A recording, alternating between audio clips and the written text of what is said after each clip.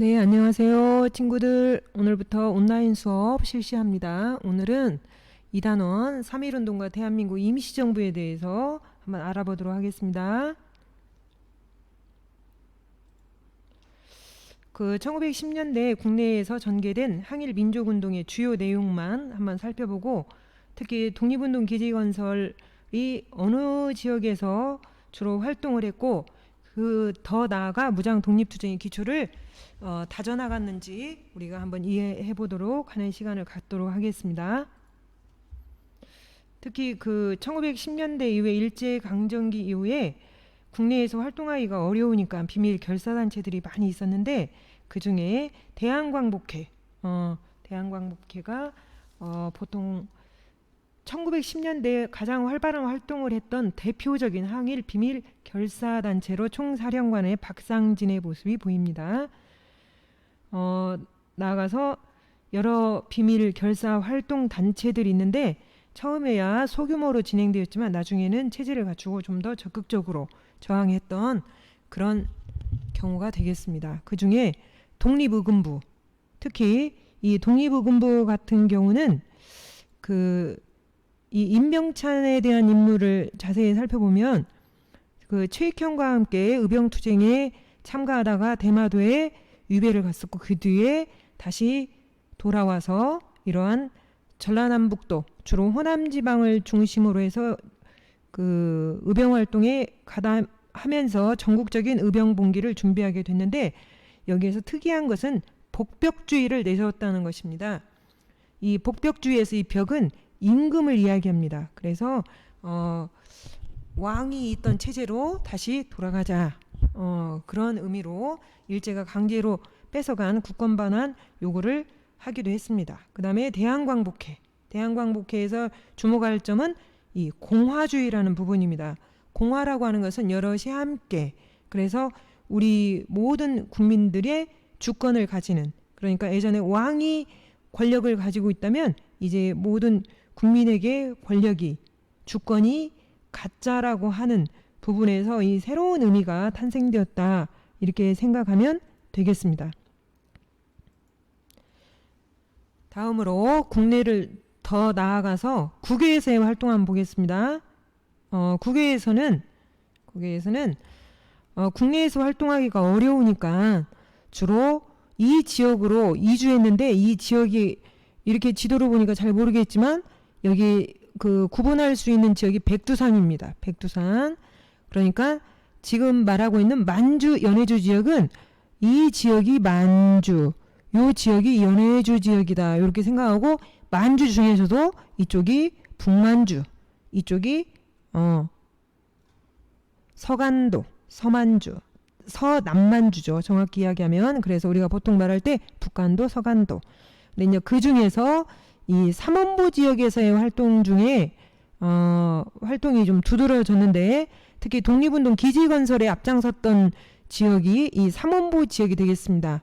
그래서 이제 뒤에도 그 인물에 대한 이야기 나오겠지만, 특히 이의영 일가의 자기 가산을 모두 다 정리해서 육형제가 모두 이쪽으로 이주했고, 오늘날 돈으로 하면 600억 되는 돈들을 가지고 이주했다, 그렇게 이야기하면서 상류계층의 도덕적 의무에 대해서 노블레스 오블리주 이야기를 많이 하죠. 그래서 독립운동 기지건설에 앞장섰던 그 대표적인 군사학교가 신흥무관학교, 더 나아가서는 이러한 교육, 더 나중에 독립활동을 할 수 있는 이런 교육활동에도 전념했다, 이렇게 이야기할 수 있겠습니다. 그래서 특히 이 지역이 우리 민족이 많이 가 있었던 지역이었다, 이렇게 이해하면 되겠습니다.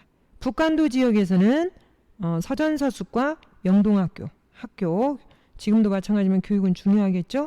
남만주 지역에서는 삼원보, 그렇게 되겠습니다. 자, 그 다음에는 아까 이야기했던 연해주 지역, 연해주 지역은 아까 이야기했던 요 지역이 연해주 지역이 되겠습니다. 대표적인 블라디보스톡이라고 하는 걸 중심으로 해서 활동이 이루어졌다, 이렇게 알아두면 되겠습니다. 그 다음에 중국과 미주 지역에서도 활동을 많이 했는데, 국내에서는 활동하기가 어려우니까 그래서 중국에서 주로 활동했던 단체로는 여기 신한청년단 이렇게 있고, 미주 지역에서는 대한인국민회, 주로 독립운동하려면 군자금이 많이 필요하고, 하와이, 그래 당시 그 하와이에 그 많은 우리의 노동자들이 이주해 가 있었는데, 거기에서 그 하루 종일 18시간 이상 노동하면서 그 모은 돈들을 독립자금에 내놓았던 걸로 유명하죠. 자, 그 다음에 이건 이제 참고적으로, 그래서 3.1운동 이후에 여기서 이제 참고를 좀 해보면, 참고를 정리를 한번 하자면, 그 3.1운동 이후에는 임금을 세우자, 임금을 세우되 헌법에 의해서 체제를 유지하자, 이런 건 좀 희박하게 되었고, 공화주의 이념이 토대가 되었다는 점. 그래서 더 나아가서 이 민족운동이 독립과 함께 근대국가 수립이라, 요 부분이 우리 역사의 발전적인 부분이었다, 이렇게 이야기할 수 있겠습니다. 다음으로 아까 이회영 일가 잠깐 이야기했지만, 이회영 일가는 가장 중요한 것 중에 하나가 독립운동의 아지트, 독립운동의 기지를 건설하는데 주 목적이 있었죠. 본인들은 굉장히 어려운 삶을 살았고 힘들고 먹을 것도 없고 이런 상황이었지만, 나라를 잃고 개인이 있는 것은 있을 수 없다, 이렇게 생각해서 이런 활동에 전념했던 대표적인 인물이 되겠습니다. 자, 다음으로는 그동안에 일제강점기 시작이 되면서 우리 민족들의 여러 가지 독립운동이 있었지만, 그 중에 대표적으로 우리가 3.1운동 이야기하죠. 3.1운동은 다 아시다시피 1919년이고 작년에 2019년에 100주년이 되었죠. 그래서 우리가 상징적으로 태극기 이야기를 많이 하죠.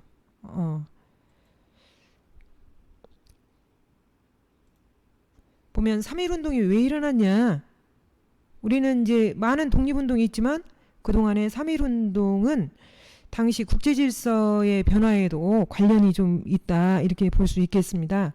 영향이. 근데 특히 이제 민족 자결주의는 1914년에서 1918년 사이에 1차 세계대전이 있었는데, 세계대전이 끝나고 난 다음에 1918년에 미국의 윌슨 대통령이 제창한 이론인데, 우리가 보면 민족자결주의 내용이 많이 있지만, 우리가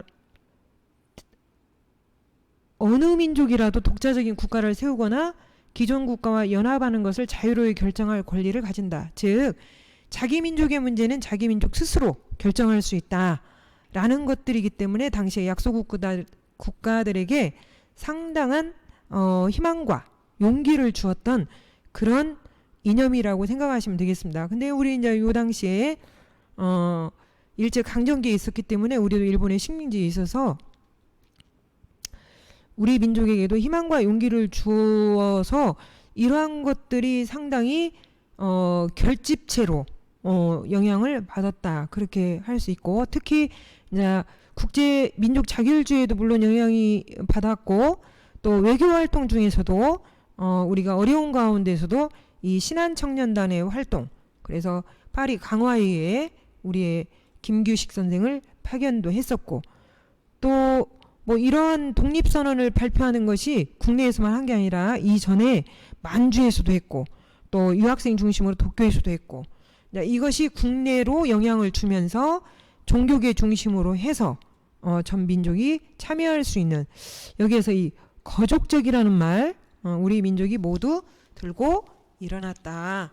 여기서 우리 민족이 모두 다 들고 일어났다, 그런 의미는 뭐 계급도 신분도 빈부도 관계없이 민족의 독립이라고 하는 목표를 가지고 이어졌다, 그렇게 보면 되겠습니다. 그래서 이런 부분들이 상당히 근대적인 국가로 나아가는 그런 의미로도 중요한 의미라고 볼 수 있겠습니다. 그 근대 국가라는 이야기를 하니까 그러는데, 그 근대 국가라고 하는 것이 뭐냐? 우리가 보통 뭐 요즘에 우리가 하고 있는 이념 중에 뭐 주권은 국민에게 있고 정치는 국민의 대표기관인 의회가 제정한 법률에 의해서 운영되고 국민의 권리와 자유가 최대한 보장되고 뭐 이런 것들 이러한 민주적인 정치 장치들이 우리가 보통 근대 국가다. 근데 그러한 의미로서 전 민족이 들고 일어났다라는 말은 신분과 계급 이런 거에 관계없이 빈부도 관계없이 민족이 일어났다는 점에서 상당히 긍정적인 반응을 가질 수 있겠죠. 근데 그게 마침 뭐 고종이 1919년 1월 21일 날 서거를 하게 되었는데 그게 이제 막 독살서라고도 관련이 있었고 근데 이제 요때 승하를 하셨는데 이때 일어나지 않고 3월 1일 날 일어났죠. 그러니까 우리가 보통 개인의 죽음하고는 달리 그 왕의 죽음은 승하일하고 국장일이 따로 있었기 때문에 장례일이 보통 뭐 5개월, 7개월 이렇게 되는데 그 뒤에 3개월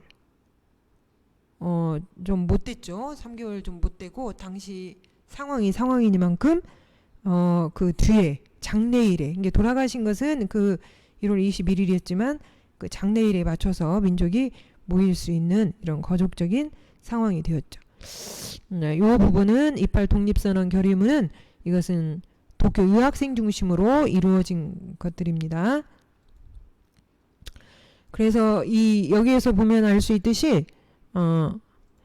여기 범민족적이다 이런 말을 쓰죠. 3.1운동은 여기서 범이라는 뜻은 모두 우리 민족이면 모두 또 중요한 것 중에 하나가 비폭력 평화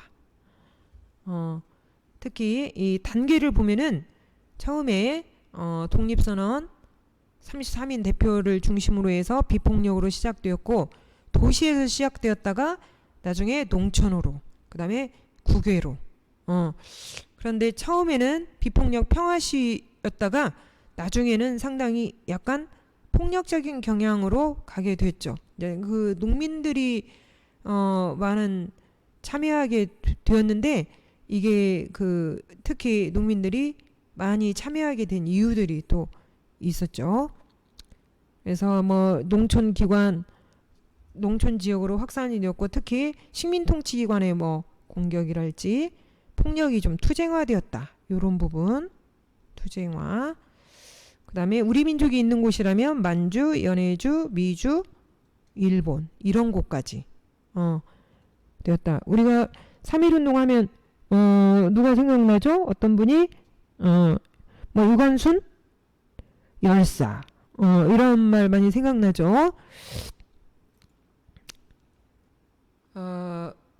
그래서 아까 이야기한 것처럼 평화적인 만세 시위가 왜 농촌으로 무력투쟁으로 확산되었냐. 그것 중에 하나는 아까도 이야기한 바와 같이 대개 큰 피해를 농민층이 가장 큰 피해를 입은 경우가 고통을 받은 경우가 많고 특히 동학농민운동이나 항일의병 등으로 인해서 강력한 저항의식을 가지게 되었고 특히 일제강점기에 그 토지조사 사업으로 지주의 권한은 강화되었지만 농민들이 토지를 점탈당하는 경우가 많았고 그 다음에 각종 조세, 세금으로 시달리는 경우가 많았기 때문에 이런 항일 의식이 더욱더 강화되었다. 그렇게 볼 수 있겠습니다. 다음에 3.1운동의 성격과 의의 3.1운동의 성격과 의의를 하기 전에 우리가 그 3.1운동에 참가했던 뭐 어떤 사람을 막론하고 다 했겠지만 특히 유관순 같은 경우는 그 이화학당 학생으로서 그 서대문 형무소에서 모진 고문 끝에 옥사를 해서 우리가 보통 열사다 이렇게 칭호를 하죠. 그래서 그 우리가 보통 뭐 안중근 의사, 유관순 열사 또는 무슨 뭐 누구누구 지사 뭐 이렇게 이야기하는데 그것은 선생님이 열사와 의사와